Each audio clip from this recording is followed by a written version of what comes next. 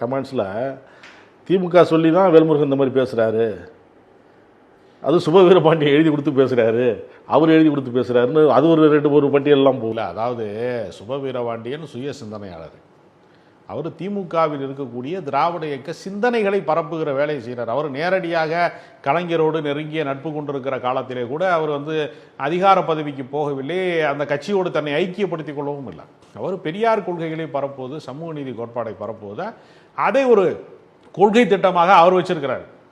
அவர்கிட்ட எழுதி வாங்கி படிக்கிற இடத்துல வேல்முருகன் இருக்காரு. வேல்முருகன் மடை திறந்த வெள்ளமாக மணிக்கணக்கில் பேசக்கூடியவர், பேசிக்கிட்டே இருப்பார் அவர். அப்போ சுய சிந்தனை இல்லாத தலைவர்களை பற்றி அப்போ அவங்க என்ன நினைக்கிறாங்கன்னா, வேல்முருகனை ஆதவ அர்ஜுனா மாதிரி விஜய் மாதிரி எழுதி வாங்கிட்டு பேசுகிறாள்னு நினச்சிட்டு இருக்காங்க. தன்னை போலவே பிறரை கருதுவதுமாங்கல்ல, தன்னுடைய தலைவன் மாதிரியே. ஏன்னா விஜய் விக்கிரவாண்டி மாநாட்டுக்கு ஏறத்தாழ 8 மாதம் மனப்பாடம் பண்ணார்னாங்க ஸ்கிரிப்டே.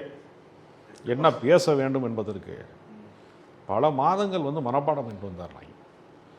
அதனால தான் அவர் நீங்கள் பார்த்தீங்கன்னா அந்த மாநாடு நடந்துச்சு, அந்த பூத் ஏஜென்ட் மாநாடு, மொத்தமே ஒரு நாளைக்கு 4 நிமிஷம், அடுத்த நாள் 5 நிமிஷம். அவர் பேசினது மொத்தமே 7 நிமிஷம் தான். 10 நிமிடம் தாண்டி பேசுவதற்கு அவர்கிட்ட சரக்கு இல்லை, சங்கதி இல்லை, சொந்த புத்தியும் இல்லை, சுய புத்தியும் இல்லை, இன்னொருத்தண்டிருந்து வாங்குற கடன் வாங்கி இன்னொருத்தருடைய சிந்தனையை எடுத்து சொல்லுகிற புத்தியும் இல்லை, சொல் புத்தியும் இல்லை, சுய புத்தியும் இல்லை விஜய்.